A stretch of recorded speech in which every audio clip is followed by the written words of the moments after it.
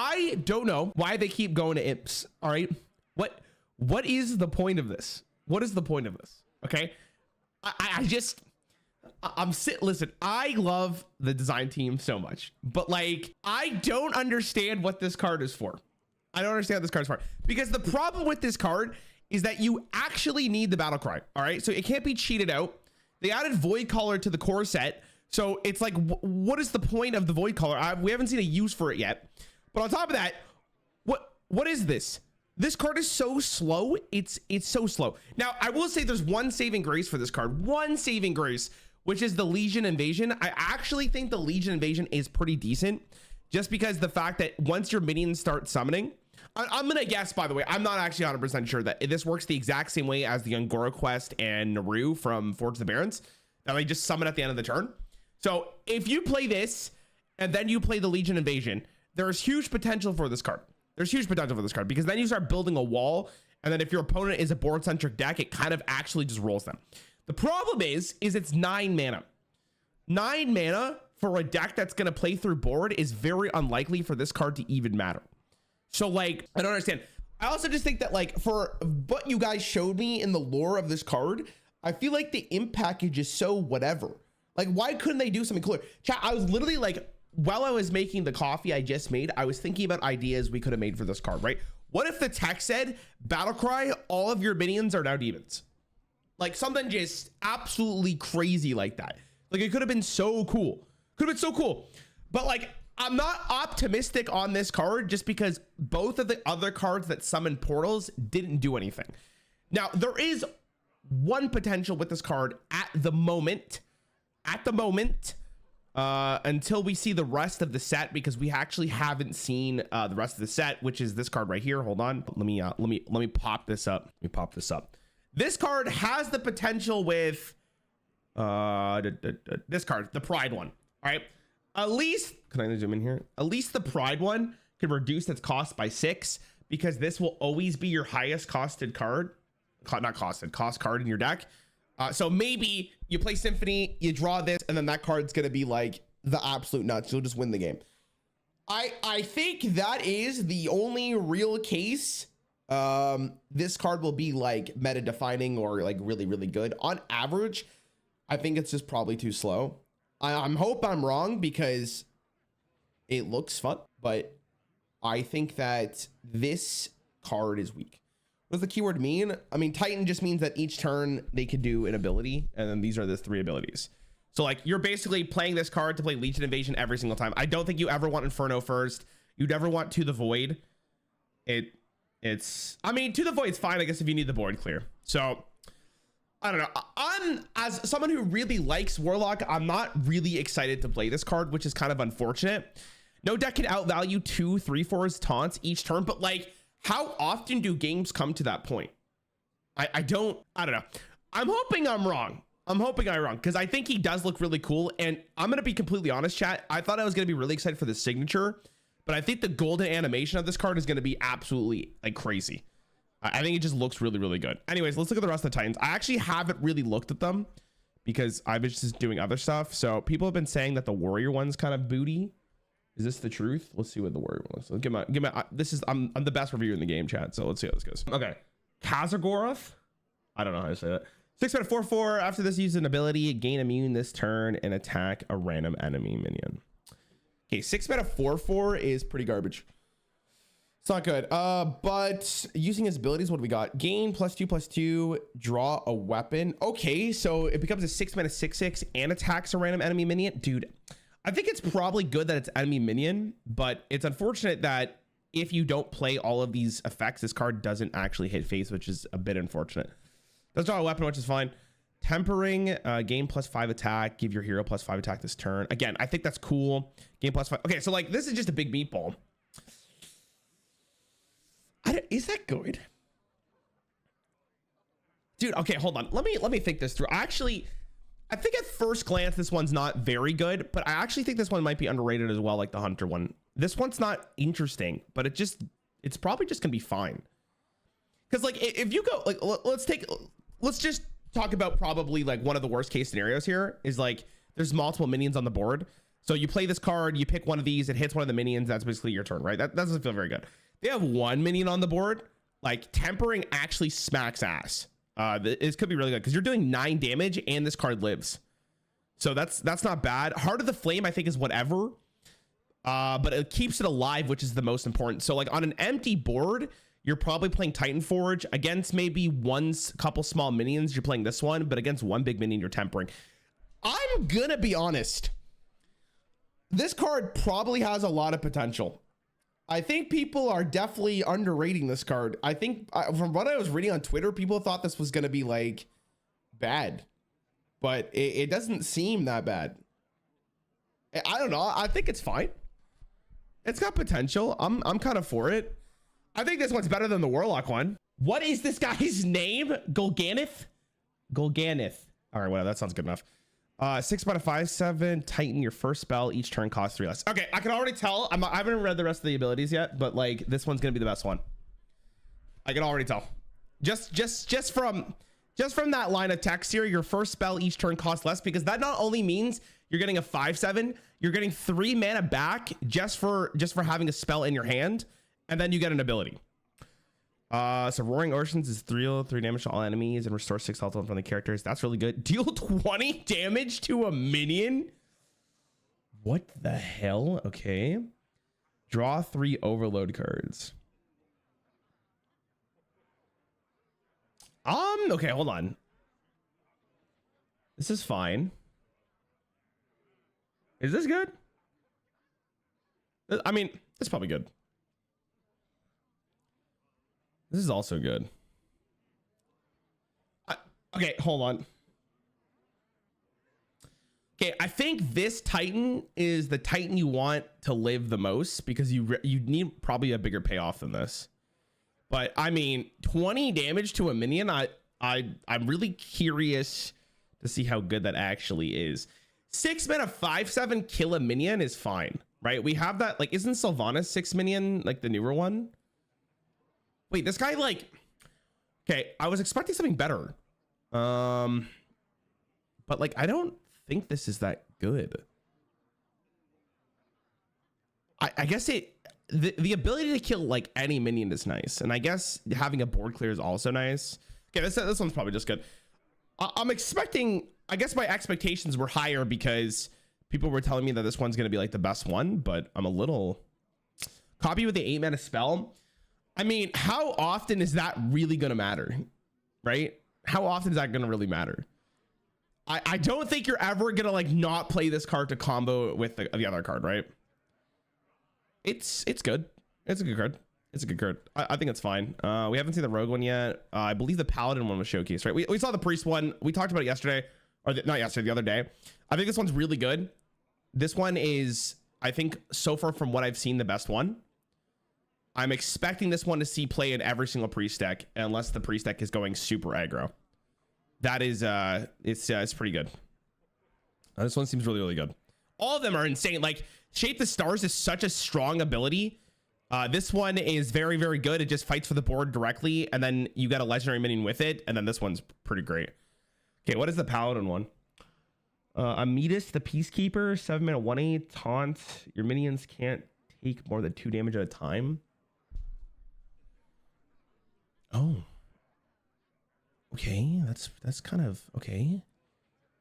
Empowered, give your other minions +2/+2. Pacified, set the attack and health of all enemy minions to 2. Draw 2 minions, set their attack and health and cost to 2. That is really interesting. I don't... Your minions can't take more than 2 damage at a time is a very interesting effect. But like, it's not a battle cry, so if your opponent has any form of removal, it kind of sucks.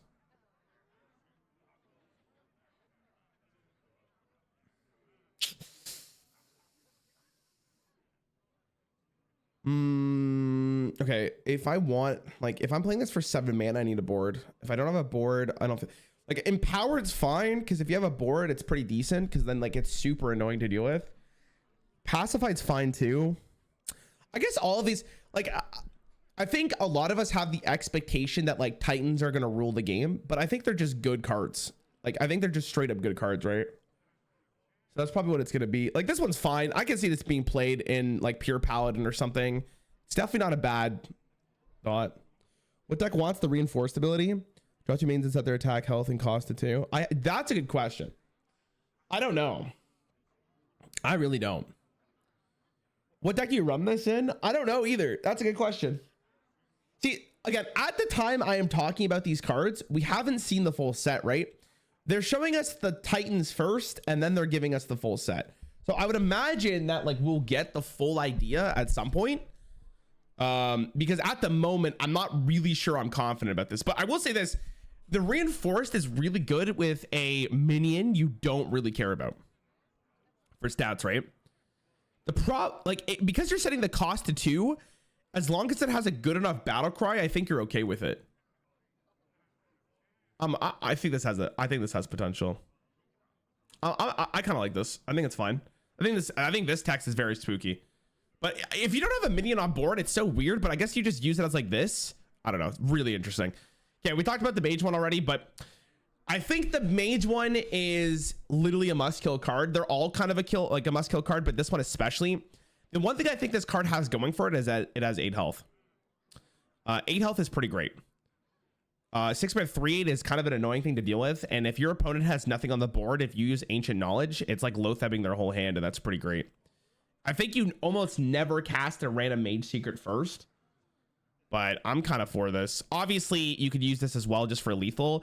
Because like 6 mana, okay, chat, would you guys play a 6-mana 3/8 deal 5 damage? I think I'd play that. That's not a bad card, right? 6-mana 3/8 deal 5 damage. That's not horrible. Like I'd probably think about playing that. But it only gets better. Never, but I don't play Hearthstone. Regal, what's up, dude? You guys don't think you guys would play this? That's meh. That's like almost casting a fireball, but getting a 3/8. It's Fireland's Portal, but it costs 1 less, and you know what minion you're getting.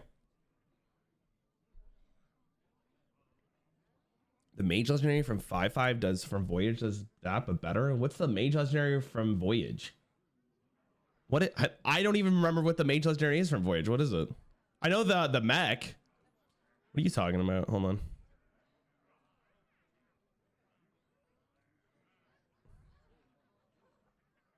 This one?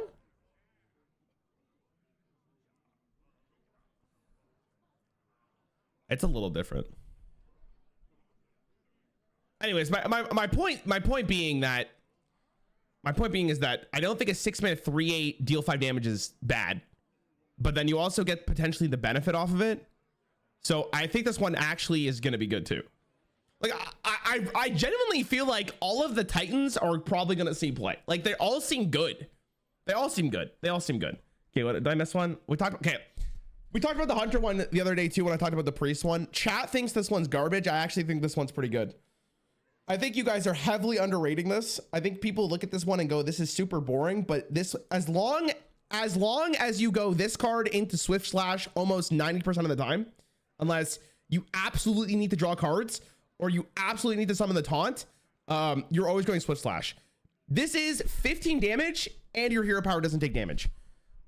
Or your hero doesn't take damage. I actually think this one is very good. I'm expecting this one to see more play than a lot of them. Like, this is a good card.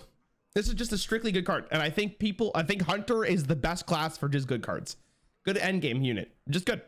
We'll see play. I'm pretty confident in that. Druid. We've talked about Druid before. My problem with Druid is there's not like really good ramp in the format, right? Right now, I guess there's still Nourish. There's the Widowbloom Seedsman and there's Wild Growth. But like Guff's gone. So because Guff's gone, the one that scares me the most here is this one. Because if Druid could get to the point where they can play this card and then play Bountiful Harvest, this is going to be really, really good. Because this card is just so strong. Obviously, refreshing your mana crystals is really good, but you're basically, this is like Coon, if you think of it, with the Flourish card. This one's obviously fine. I don't know how often you want this. You have to be pretty ahead for you to want this one. But if Druid has the tools for this card, this one will see play. It has to be good enough in Druid, right? We saw the Death Knight one yet? Did not. Okay. All right, what is Demon Hunters? I haven't seen Demon Hunters yet. Argus, the Emerald Star, 7 mana, 5/9. Titan minions to the left of this have Rush, and ones to the right have Lifesteal. Okay. Minions to the left of this have Rush, and ones to the right have Lifesteal. That is probably really important, because if it was the other way around, the summoning of minions would be really, really weird. Because then you would have every minion you summon has Rush, because they always summon to the right of this. Okay. Reduce the cost of all minions. Oh my god. Okay.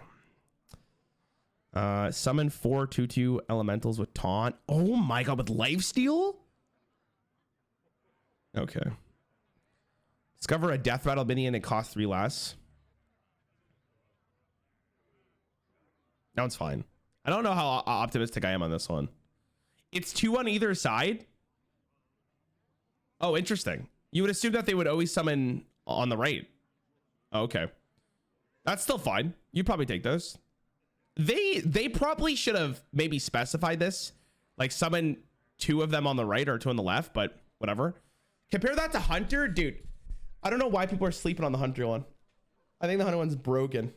Why is he bald today? That's what happens when you grow up, bro. That's what happens when you grow up. It is what it is. I think overall though, I think, okay, so what are we missing? We're just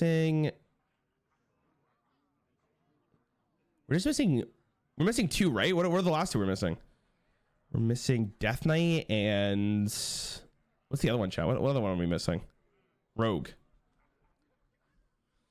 I don't know. I think overall, like from what we've seen so far, is all the Death Knights will probably, or no, all the Death Knights, all the Titans will probably see play. I'm pretty confident all the Death Knights will see play at some point. They're all just good. They remind me a ton of Colossals. So Colossals were just generally good. I think they virtually all saw play, if I remember correctly. I'm trying to think of the ones that did not see any play, but they all saw play at some point. I'm happy with it. I think they're going to be good. Rune requirement. Okay, hold on. No rune requirement is a big deal. After the season ability, discover a card with that rune. That is great. Runes of Blood is destroying an enemy minion. This minion and your hero gains its health. Okay. The next spell you cast costs 3 less and has +3 spell damage. That's pretty great. Summon 2 3/3 undead with taunt and reborn. That is really interesting. So this basically gets put into every single deck that's not just strictly aggro. Like you're so happy with this. You're really happy with Blood though. So the only issue with this card is it might be a little slow, but you get to discover. So like if you use this, you use the blood. If you use the Runes of Blood, you get a blood card. If you use the Runes of Frost, you get a frost card. And then you get it if you get the Unholy card. It's pretty great. This is what the token looks like. So this is just a rainbow card. This goes in everything. It's actually a really big deal. They decided to not make this have a rune requirement. I think that's a really big deal. I don't know if this is gonna be broken, but it's good. The ability to switch to your runes doesn't look like it.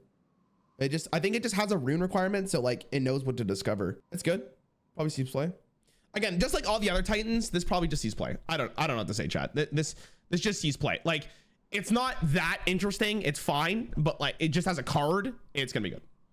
Titans be discovered. I have no idea. I think okay, like overall so far, we haven't seen the Rogue one yet, and honestly, the Rogue one's probably gonna be something mech related if I had to take a guess. But as of right now, all of the Titans look like they're gonna be playable.